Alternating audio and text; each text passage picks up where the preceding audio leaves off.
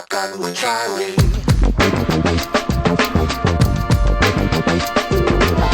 Riding shotgun refers to the practice of sitting next to the driver in a moving vehicle. The term riding shotgun came around after the time of the stagecoach, when somebody used to sit next to the driver holding a shotgun, in case they ran into bandits. My name is Charlie Cook, and I drive a lot.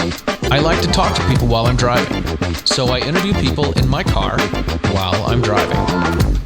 Welcome to Riding Shotgun with Charlie.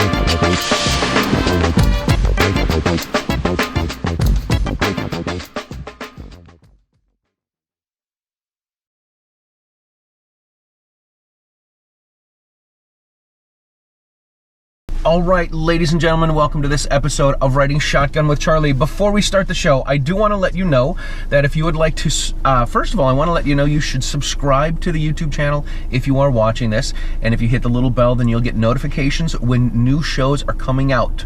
So please make sure you do that. This helps with a lot of the YouTube stuff, all of the SEO sort of crap. So if you guys can do that, that would be great. Something you can do to help support the show is to buy some Riding Shotgun with Charlie patches and some Gungram and Riding Shotgun with Charlie stickers. These aren't too much. I stick them in the mail to you, and it helps support the show. It helps feed the horse a little bit so that we can get the stagecoach across America. The other thing that you can do is you can get yourself a Riding Shotgun with Charlie shirt, or you can get a Riding Shotgun with Charlie a Gungram shirt. You can get one of those on the Teespring store. The shirts you can find at teespring.com/stores/Riding Shotgun with Charlie. And the Gungram stickers and patches and the Riding Shotgun with Charlie stickers and patches and the Gungram stickers you can find at ridingshotgunwithcharlie.com on the swag and merch page. Awesome. Thank you guys for doing that. Now, today we are near California. No, we're Ocala, Florida. Holy moly! I only had 2 cups of coffee for breakfast. And today we have with us. Back to the whole 2 cups of coffee. Yes, not enough. Not enough. That's why I had 2.5. It was just that enough. Extra half that does it. That's right. Today we have with us Dr. John Edeen from DRGO, which is Doctors for Responsible Gun Ownership. Dr. John, we're in Florida, free America. We don't have to hand sanitize. That's right. And I love it. And I live in Texas, so this is nothing new for me. This is America. Good. I know. More free America. Took off my mask. I didn't bring my Lead Slingers hand sanitizer. Yeah, it's great. Yeah. Just don't drink that stuff though. It is not good to drink. The whiskey, on the other hand, drink. Yes. That's good stuff. Have you had? Oh yeah, I've had the rye. I've had. Towards Southwest College Road. All right, we're gonna put that down. I have had the regular whiskey, and I've had the cinnamon whiskey, the napalm, I think is what they called it. How the hell do we get out of here? To the right. Yeah. Already lost. I never plan on getting lost. All right, let's talk to you, Dr. John. So we're down here at a Florida Carry event, and I think this is your 2nd year at this event. Right, I was there last year, and I talked about what do you do if your doctor asks you if you own a gun. This year, I'm speaking on one of the panels, I guess. Very cool. That Cheryl Todd is leading, and so I'll just do what I do well. I'm just going to wing it. That's what I'm going to do. Perfect. That's the best way to go. Sometimes the spontaneous things are the best. They really are. Absolutely. Let's talk about that real quick, because I love that. I think I heard you on. Southwest College Road. I thought I turned this down all the way. I think I heard you on a show one time, and it said if your doctor asks you if you have guns in the house, then you should tell him that ask him if he's got insurance. There's several things that you can do. First of all, you can just refuse to answer or just lie. It's none of his business. It is a bunch of nunya. That's right. It's none of your business. It's a lot of these people have been brainwashed by establishment medicine to think that they're actually helping. Right. And they're not. The American Academy of Pediatrics, tells you to store your gun separately from your ammunition. Well, that works really good for, preventing accidental childhood, right. gun. But it doesn't do much when somebody's breaking in your house. Right. And so that's goes to one of the things to say, basically, you can ask the doctor, so does your insurance company know that you're practicing outside of your scope of medicine? That is you awesome. ask them, what organization are you certified by to give this kind of advice? Yeah. And then also, if I'm harmed by following your advice, are you going to be covered by malpractice insurance? Right. And that usually gets their attention. That'll usually get them to shut up. Yeah, that'll usually get their attention, and that's perfectly, a legitimate thing to do. Yeah. Also, if you pretty much make it clear to the doctor that they're out of bounds, and they continue to press, you can say, doctor, this is a boundary violation. You understand what that is, doctor? Because I'm going to report you to the state medical board, and you're going to have to defend this. Wow. And you could lose your license to practice medicine or get sanctioned by the state. I love it. And so you have power. The other thing is, if you have that kind of a doctor, get a different doctor. Get a new doctor. Yeah, you don't have to go to one particular doctor. Some healthcare plans limit you, but I would find somewhere else. And with that said, DRGO actually has a service. It's called 2adoc.com, where we can match you up with doctors that are 2A friendly. Now, unfortunately, we still have a fairly limited panel, and we're trying to expand it. So all you healthcare professionals out there, go to 2adoc.com and sign up to be a professional, one of the professionals that go along with it. Yeah. And if you're looking for a doctor, go to 2adoc.com and sign up. We will try to match you up. It's not a searchable database, so you're not going to get doxxed. You're just going to, we'll look at our list, we'll look at what you're looking for, and we'll try to match you up. That's cool. And it's free for both, and it's secure. So we're not, nobody's going to have access to moms demand action, picketing your office. Picketing your office, or That's cool. I had it's been a while since I've been to the doctor. I hate to admit this in front of a doctor, but I went to my doctor one time, and he's like, so I tell him about my day job and this and that and blah blah blah, the stresses of life. He's like, what do you do for fun? I'm like, I really don't do anything. Like, I just feel like I work all the time. I said, but I do make videos playing the trumpet and shooting a gun at the same time. And he said to me, well, I'm a certified NRA instructor, and I'm not sure if that's something safe to do. I'm like, I'm a certified NRA instructor too, and it's only me at the range. I'm shooting in a safe direction. My finger's off the trigger. I'm just multitasking, and it'll be fine. And I've done it 1,000 times already. Right, people. And I haven't shot myself or anybody else yet either. So right, there you go. It'll be fine. Don't worry about it, buddy. Yeah. So yeah, that was kind of ridiculous. No, that's hilarious. All right, so let's talk about you. You've been a doctor for a long time. You've got some experience in the military, which led you to becoming a doctor. And right. Well, my parents were Salvation Army officers, and I grew up in northern New Jersey. Yeah. For the most part, and my dad ran an adult home on the Bowery in New York, which is Skid Row, basically. It was a 400-bed home. Back in the 70s, the state of New York kicked all the psychiatric inpatients and put them out onto the street. Wow. And so my dad took a lot of those people in, and he set up, first of all, he helped them manage their money. He set up food, like a cafeteria, so that they would eat, because a lot of these people were malnourished and starved because they got victimized as soon as they got their money. Wow. They would get their money stolen. Jeez. And then also he brought psychiatrists in to make sure that these guys were getting their psychiatric meds. Health, yeah. And so that's kind of where I grew up. I worked there in the summers, and I learned how to drive a van in New York City. Oh my God, that's I'd go over to the Brooklyn Terminal Market to pick up the vegetables, once a week, and get all the produce, that kind of stuff. And then I worked in a hospital drawing blood part-time as well. And so that was where I got a little bit of medicine. But I pretty much knew what I wanted to do from 7th grade, probably, to be a doctor. That's amazing. Combining the humanitarian thing with the science and the medicine. So I went to Columbia University, undergrad and medical school. But in order to pay for medical school, I did what's called the Health Profession Scholarship Program. Okay. And so, that has a military obligation. They pay for your medical school and books and all that kind of stuff and give you a stipend, but you owe them time. So I did my orthopedic internship at Oakland Naval Hospital. I did an orthopedic rotation at Oakland Naval Hospital during my 4th year of medical school, and that's where I decided that's what I wanted to do. Is I wanted to do orthopedics. Yeah.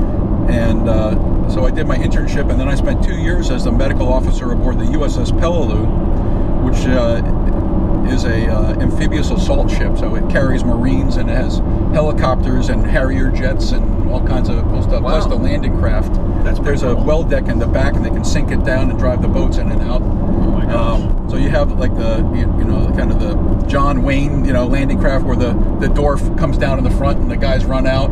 Yeah. Or even cooler, now we have the hovercraft. Yes, they have landing. Yeah, the thing can carry an M60 tank. Oh my god. Or it can carry 500 troops or whatever, and it's a lot faster than the boats.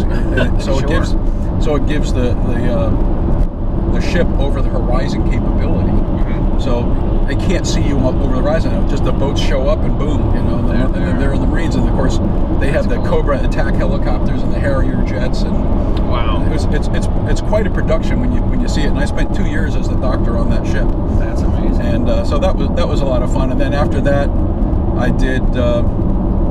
I was stationed at NAS Jacksonville, Florida, not too far from where we're at today. Just up the highway a couple hours, and I deployed to Somalia on a surgical team during that time. Wow! So all over the place. Yeah, so I did it around the world in less than 80 days. We flew from Jacksonville to Los Angeles to Tokyo, then to Singapore, where we met the ship, and we embarked. Then we went across the Indian Ocean and set off the coast of Mogadishu while we were getting ready to pull our troops out. Wow! And then we flew in a helicopter from the Peleliu to Mombasa, Kenya. Spent the night there, and then got on a 747. Then we went from Mombasa, Kenya to Cairo, Egypt for refueling. Then to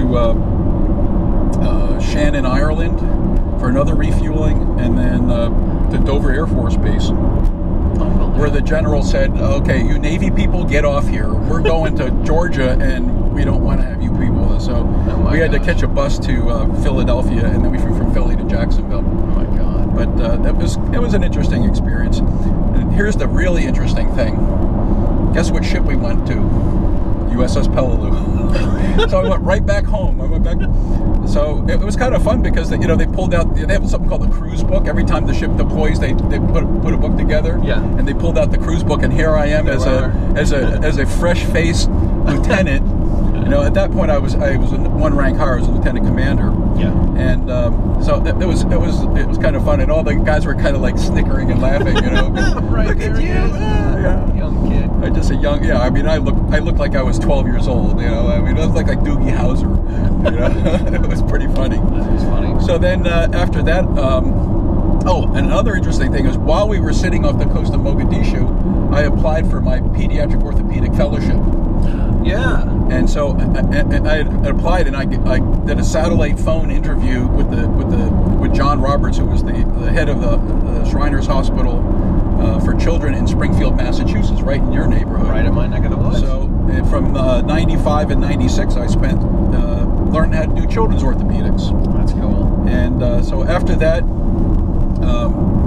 but before I did my fellowship, I actually spent about 9 months in Fort Dodge, Iowa, with one of my colleagues from the Navy, doing general orthopedics. And then I did my fellowship, and then I came to San Antonio in 1997, and I've been there since. Nice. And so I've had a very rich practice in children's orthopedics. It's never-ending variety of injuries and problems with kids. I mean, kids are a source of constant craziness. No kidding. I did 5 cases on Wednesday from being on call. Everything was from Tuesday. Came into my office on Tuesday or got referred from the ER. Right. So so it's always busy. It's fun. Mm-hmm. Yeah. There's never a dull moment. There's never. Oh my God, no, not at all. You never know what's going to walk in the door. In fact, one of our junior person that we hired a couple of years ago, when he was interviewing with us, I said, "Look, you can go look at other practices, but I can tell you one thing about this practice. every week you will see something weird, and it will never be boring. And so he came and joined us, and guess what? He said about a year later, he goes, you know what? You are absolutely right. Right. Because you never know what's going to happen, what's going to walk in the front door. No kidding. So. All right. So how does this lead into gun stuff, and eventually to all right. Well, it's interesting because when I went to the USS Peleliu, the guy that I relieved, he was kind of a gun guy. Mm-hmm. His name is Drew Breiterman, and so he took me to the range, and you know, I think he had like a Smith & Wesson 686 and a couple other guns, and we shot, and then I kind of didn't think anything of it until the Rodney King's situation, and I was in Oakland at the time, and I'm saying, you know what? There's riots happening. This could be dangerous. I probably need to get myself something to protect myself and my family. So yeah. I went to I got a used Beretta 92 because of course I was in the, if it was good enough for the military, it's good enough for me. You. Yeah, that's absolutely. Right. So I got that. I noticed that people, when after they get out of the service, the first thing they want to get is an AR and a Beretta 92. Yeah, it took me a long time to get my AR, but I had the Beretta 92, and then I got a Sig P220 in 45, which is just a great gun.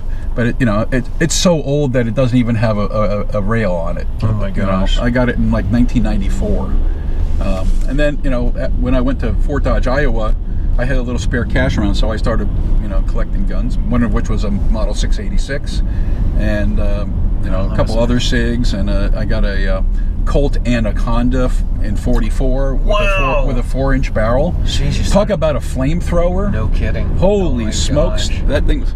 And we would go to an outdoor range, and if you shot that thing near dusk, I mean, it had like a 3-foot orange flame that came out the end of that thing. It was pretty impressive.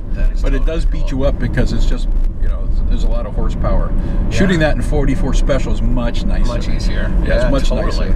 But I tell you, it's a beautiful gun, and it spends most of the time in the safe. But every once in a while, I'll bring it out just to shoot it, just for fun. That's cool. It's very accurate. Really nice gun. Cool. You what I like about watching all of your stuff on social media is you spend a lot of time doing some training. Yes, I do a lot of training. Yeah. You said you've taken a lot of classes at Front Sight.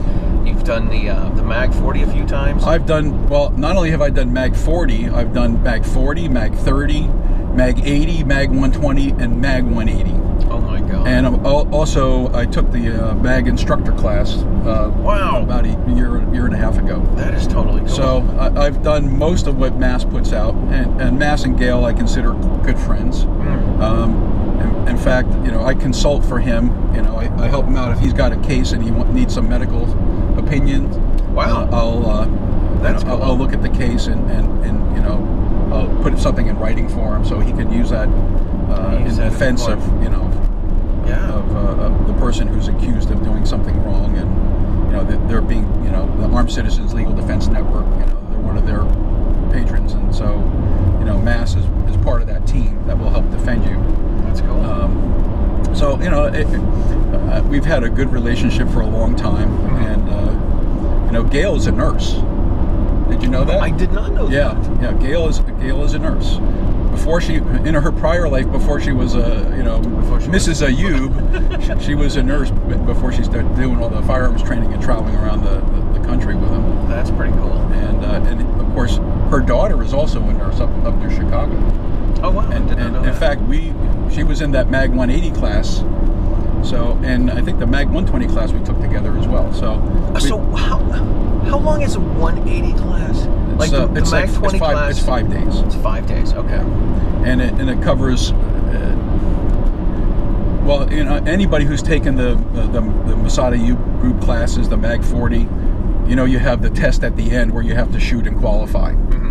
Well, with each additional level of class, the time goes down. So really? Yes. So, for instance, for the first stage where you're shooting weak hand from 4 yards, 6 shots, and you get 6 seconds, or 8 seconds rather. For the Mag 80, you get 4 seconds. Wow. For the Mag 120, you get 2.66 seconds. Holy crap. And then for the Mag 180, you get 2 seconds to shoot those 6 rounds. Wow. And so all those times are compressed, and so it adds to the level of difficulty. The passing score is a lower percentage as well, so it helps you accommodate for the increased difficulty. Yeah. But like the mag classes, the higher level classes, you work on weapons retention and weapons takeaways. You do long gun stuff in the mag 80, and even in the mag 120, there's some other long gun stuff. You shoot full auto guns. You teach new shooters how to shoot in that class. Wow, that's cool. And so, I mean, the classes themselves, the 180 is a qual-a-thon. You're shooting all kinds of different quals. You're shooting long guns. You're shooting pistols, of course. Yeah. There's just all kinds of just really good stuff. It's great education, and you get instructor level qualifications in weapons retention and also using the Kubaton. That's the other thing. Kubotons are nice to have when you go someplace where you can't carry. Yeah, that's right. Yeah. Kubaton it can be deadly if you know how to use it, and it certainly helps with compliance. It does. If you lay that thing on somebody's wrist and you're crushing the radial nerve with it, believe me, they're going where you want them to go. Right. Yeah, and when Mass does it, boy, I'll tell you, he puts that sucker on you. You feel it. Oh my gosh. He really applies the Kubaton without mercy, which is how it should be applied. so yeah, absolutely, it's an amazing device. All right, how does this lead into the DRGO? Well, I got my concealed carry license in Texas in I think about 2007, and every time I went to the hospital, I had to take my gun off and lock it up. And I'm going, this doesn't make any sense. If we have and we're having mass shootings in places, and so a hospital is a ripe target. There's lots of things, and I've written about that stuff. Yeah. You can find that on the drgo.us website. Yep, but I talked about an active killer in a hospital, and how we're vulnerable, and I went to different administrators and CEOs to try to get them on board. Under Texas law, you can get permission to carry in a place that has the 30-06 signs. So, but it has to be in writing. Right. But of course, the lawyers say, "Oh no. Oh jeez. No, that would be dangerous." Of course, being massacred is not dangerous, but a doctor carrying a gun. Someone who's intelligent, been to medical school, right. And somebody who has had training, right? Maybe, and who you trust to put a knife in their hand to cut people open and to do stuff, but they can't carry a gun. So it's the corporate thing. It's the corporate lawyers say, "Oh no, the signs are enough. That will protect you." Jeez. And you and I and all your listeners both know that that's a bunch of BS. It is. The signs work right up until the point they don't work. Exactly. There was a few years ago, probably 3 or 4 years ago, there was a potential mass shooting at a hospital in Pennsylvania, and the doctor kept a gun in his office, and stopped it from happening.